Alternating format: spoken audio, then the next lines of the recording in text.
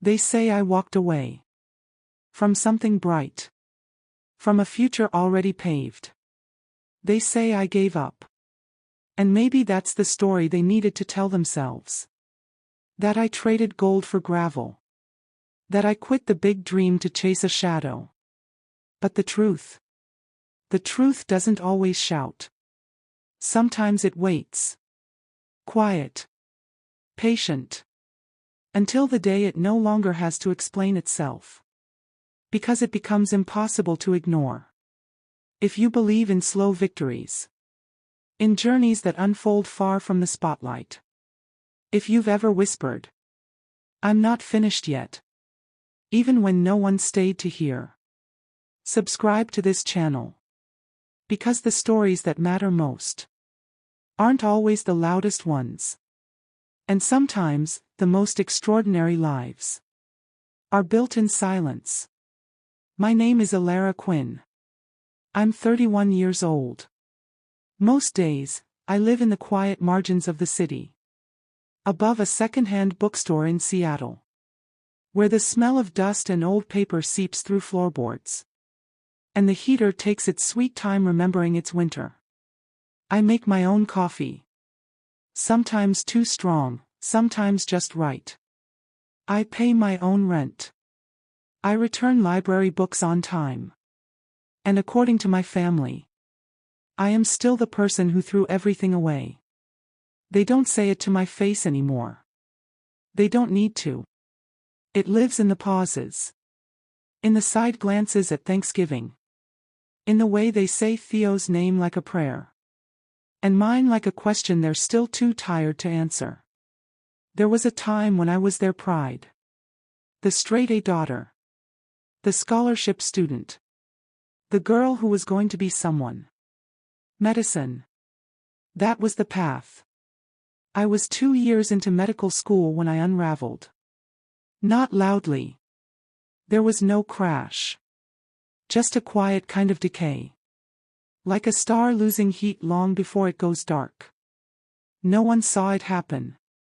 Because I still showed up. Still smiled in family photos. Still passed my exams. But something inside me. That part that burned with purpose. Flickered.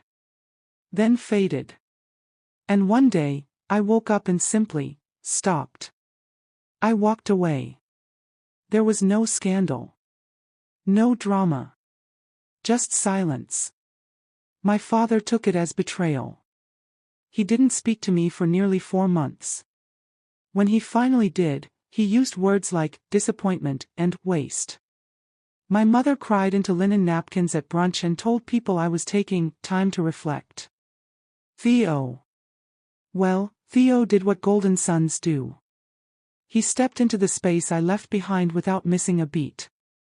Finance. Corner office. A fiancé from a family with dinner parties and tennis memberships. His LinkedIn read like a resume from a movie. Mine didn't exist anymore. And me? I started over in the only way I knew how. Small. Invisible.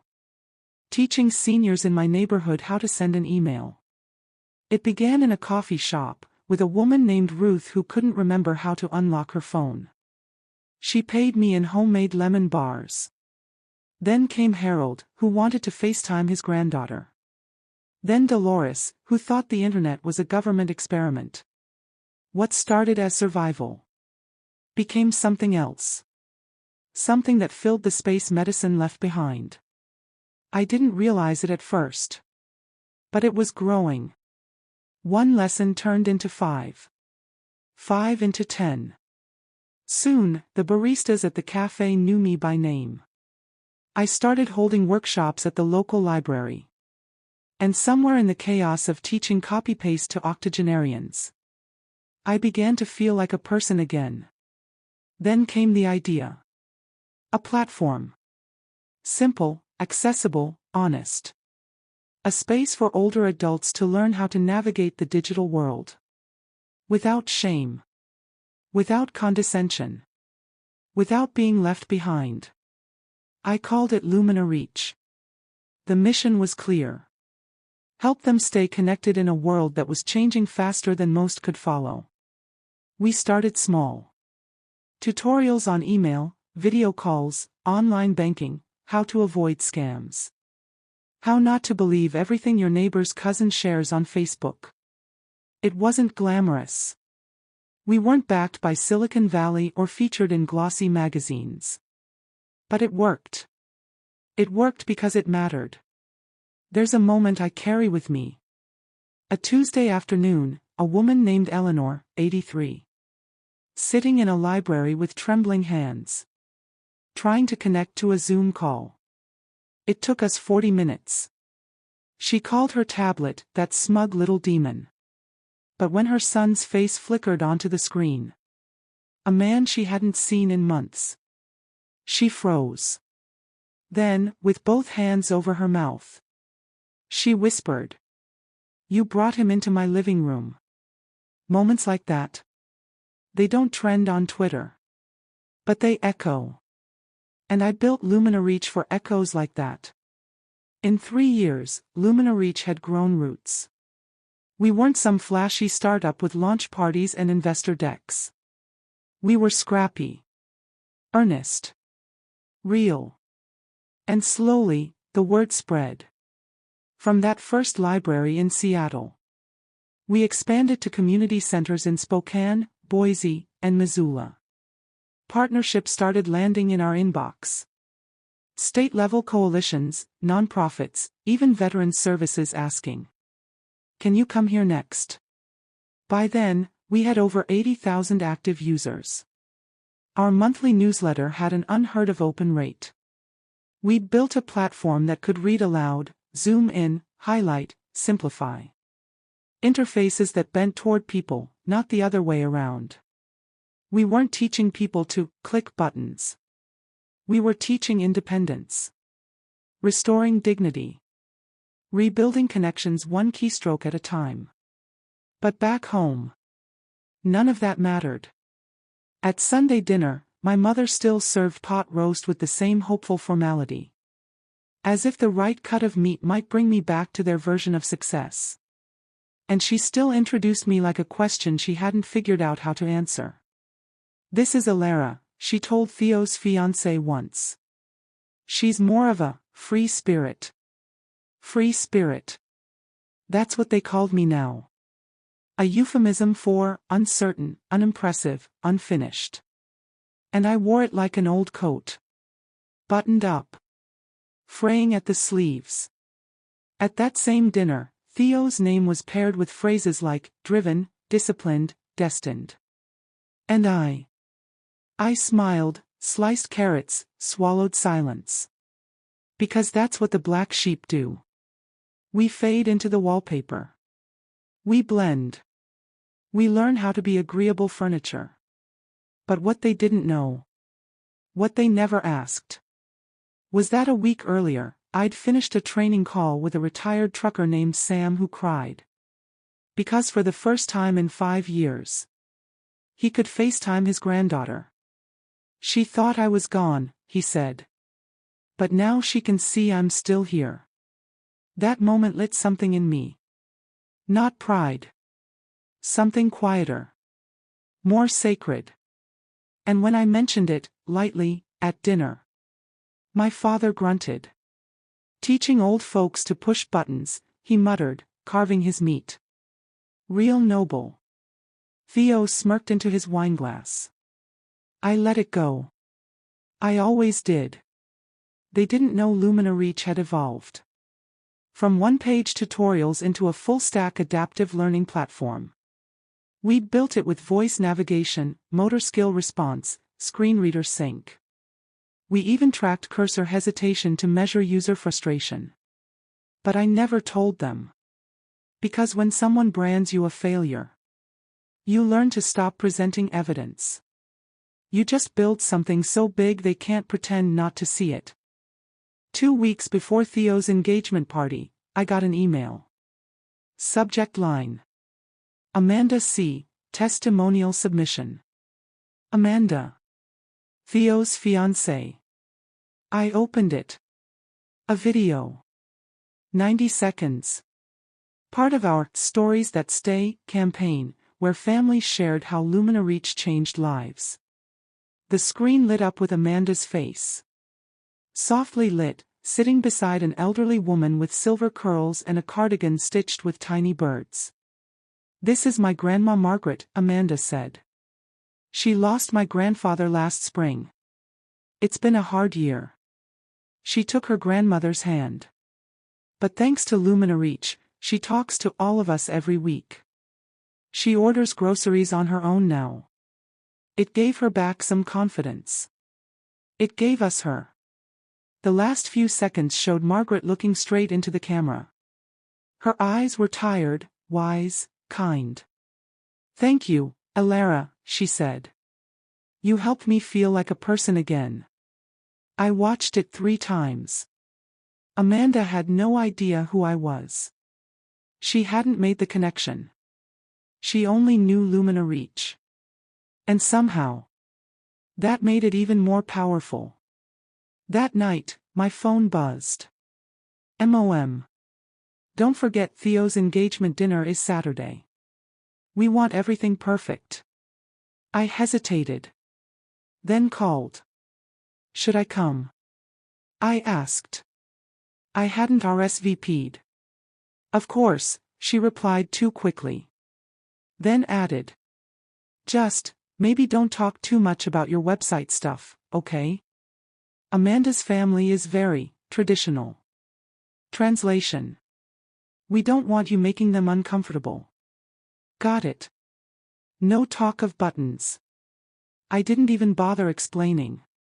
Instead, I hung up and stared at the city through my rain-flecked window. Its blinking lights like Morse code I'd never learned to read.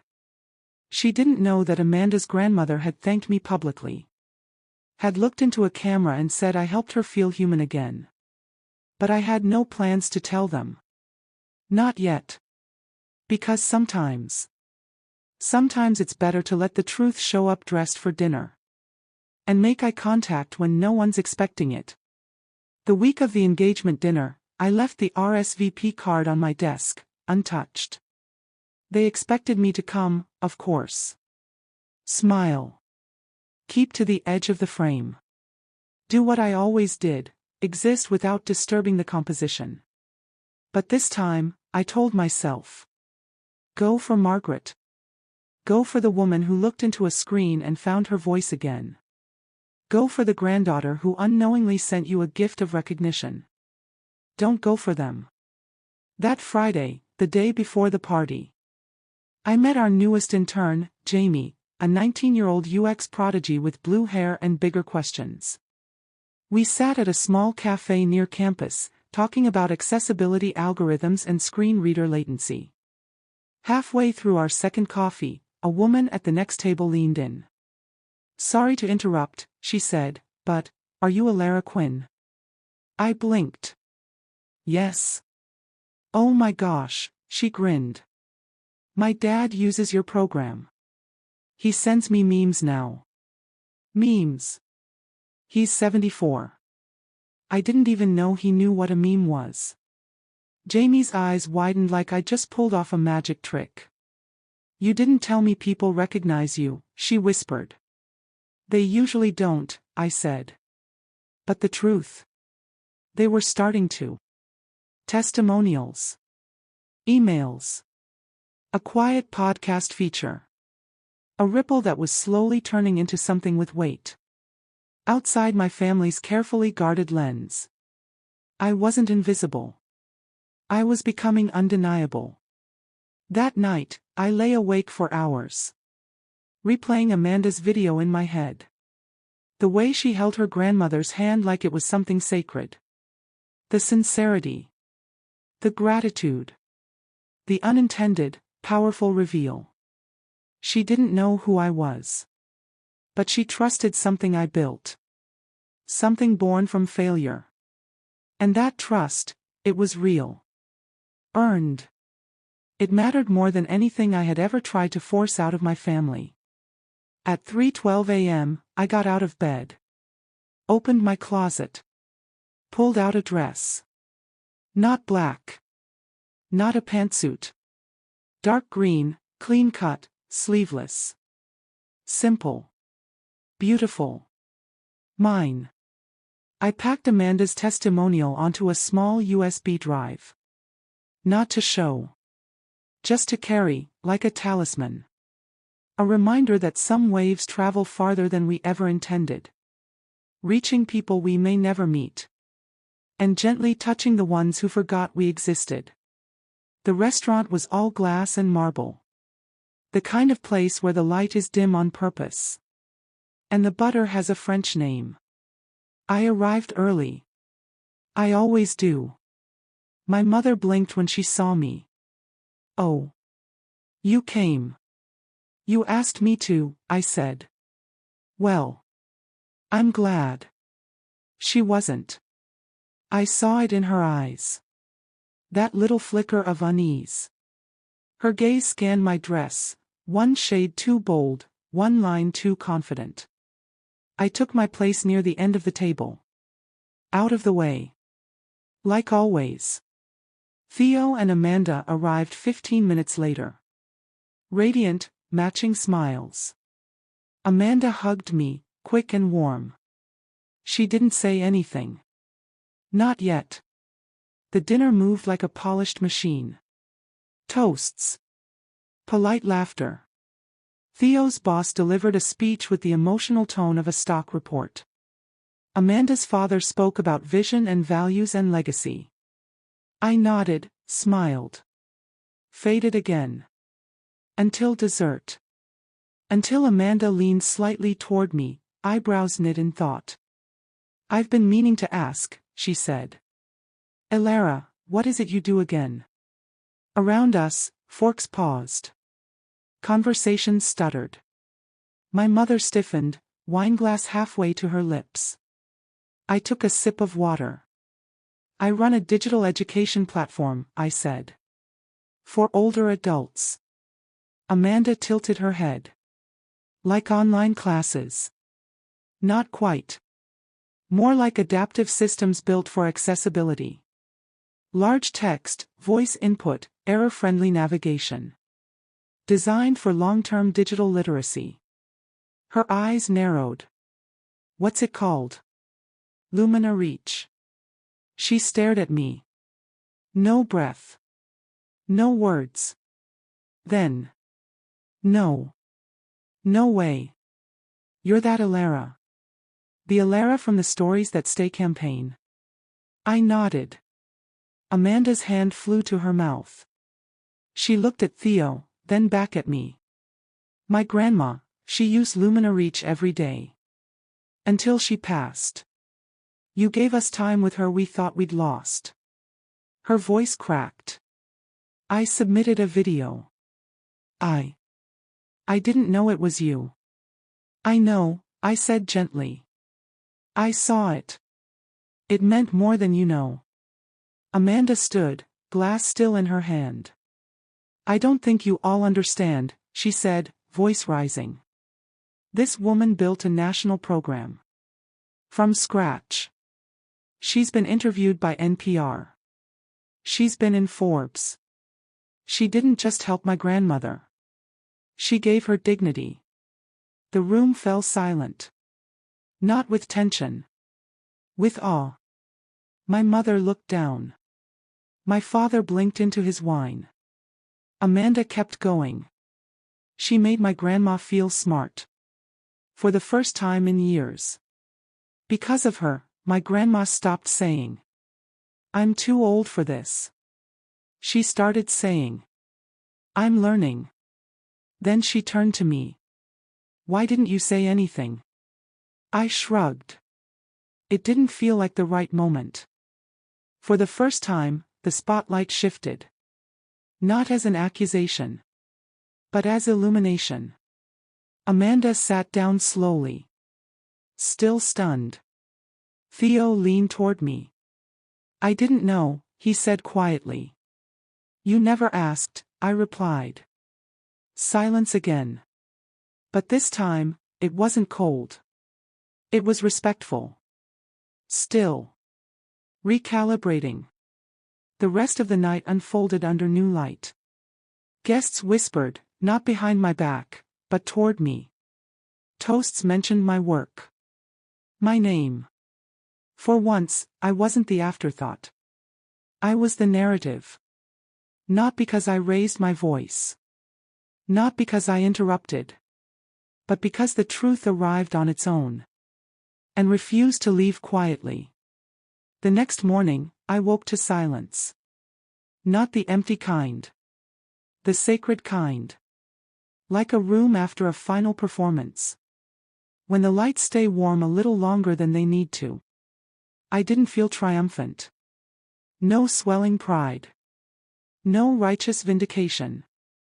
It felt more like closure. Like a door that didn't slam, just quietly clicked shut. A message buzzed on my phone. Theo. I'm sorry I never asked. That was it. No emojis. No explanations. Just a sentence. I stared at it for a long time. Then placed my phone face down on the table. That afternoon, my mother called. Twice. I didn't answer. Not out of anger. I didn't want to give her the chance to reduce the moment to something smaller than it was. Not this time. That evening, I walked to the pier. The wind was crisp. Salt in the air, the smell of pine drifting from somewhere far up the coast. The world felt suspended. Not frozen. Just rebalancing. I stood at the railing, hands deep in my coat pockets. And thought about Amanda's face. The way her voice caught when she realized who I was. It wasn't recognition for fame. It wasn't applause. It was reverence. For meaning. For impact. For what it meant to quietly hand someone their voice back. And I thought about how long I had lived small. Because I mistook their silence for truth. For judgment. For evidence that I wasn't enough. But now I knew better.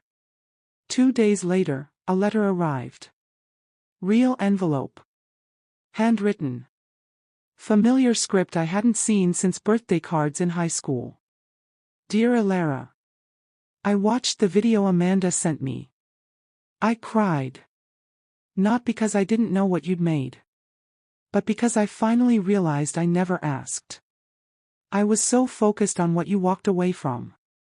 That I never once looked at what you were walking toward. You did what no one in this family ever dared. You failed. And you kept going. In doing so, you gave others permission to begin again. Including me. Love. Mom. I read it 3 times. Then folded it.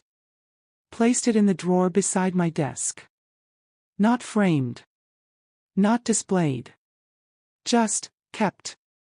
Because this time, I didn't need proof on the wall. I was living it. That weekend, I gave a keynote at a local Tech for Community conference. No cameras. No social media frenzy. Just 60 people in a rec center auditorium. Most of them over 50. Holding notebooks and hope. I stood on the small stage. Wearing a navy cardigan with frayed cuffs. And told the truth. I was never supposed to be here. I was supposed to be someone else. But life, it had better plans. They stood to applaud. Not because I dazzled. But because they recognized something in my voice. Something quiet. Unapologetic. I didn't cry. But I did smile. The kind that begins in your spine. The kind that tells the universe. I made it. And I didn't need anyone's permission. 3 months later, Amanda asked me to lunch. Not as Theo's fiancée. As Amanda. The woman who once unknowingly thanked me on camera. And now wanted to know what else my light could reach. We met at a sun-drenched cafe in Capitol Hill. She was already seated, a notebook open beside her half-drunk latte. I've been thinking, she said. There's a foundation I work with. They support impact-led startups, especially women-run ones. I showed them what you've built. She slid the notebook toward me. Inside, numbers. Contacts. Warm leads. A hand-drawn sketch of a program expansion plan. If you're ready to scale, she said. I think we can help. I blinked. You don't owe me anything, I whispered. She shook her head. This isn't about owing. It's about belief. You gave something to my grandmother I never could. Now I want to see what else you can give. And for the first time in years, I didn't flinch when someone believed in me. That summer, Lumina Reach launched its first national initiative. We called it Digital Dignity. Workshops in libraries. Training hubs in community centers. Free programs for veterans, for rural seniors, for underserved neighborhoods. We passed 250,000 users. One day, an email landed in our inbox from Montana. A woman, 92 years old. Your platform helped me apply for a passport. Next month, I'm flying to see my great-granddaughter. I've never flown before. Thank you for helping me take the first step. I read it twice. Then I sat with it. Not for validation. Not to feel accomplished. But to remember. Quiet work matters. Invisible victories count. At Theo and Amanda's wedding, I wore a navy jumpsuit.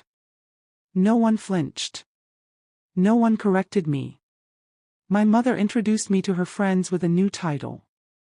This is my daughter, Alara. She runs a national nonprofit. Not perfect. But closer. Later, with a glass of wine and too much emotion behind her eyes, she pulled me aside. You always walked your own way, she said. I used to think that meant you were lost. Now I think, maybe it just meant you were leading. We didn't hug. We never did. But we stood side by side longer than we ever had. And that felt like enough. That night, under fairy lights strung between trees, Theo wandered over, hands in his pockets. Kicking at the grass like a kid again. Amanda says you're speaking at Google next month, he said. That true? Yeah. You gonna brag about being my sister? I laughed. You gonna brag about being mine? He grinned. And just like that, the past unclenched its grip. 2 weeks later, I sent them a small package. Inside, a handwritten note. And a USB drive. The drive contained a personalized version of Lumina Reach. Built specifically for the assisted living facility where Amanda's grandmother had spent her last years. Lifetime access. No fees. Full support. No press release. No tweet. No credit. Just a note. Some connections outlive misunderstanding. Thank you for helping mine find her voice. Amanda called me the next morning. She didn't speak right away. Just breathed through tears. Then whispered. You didn't have to.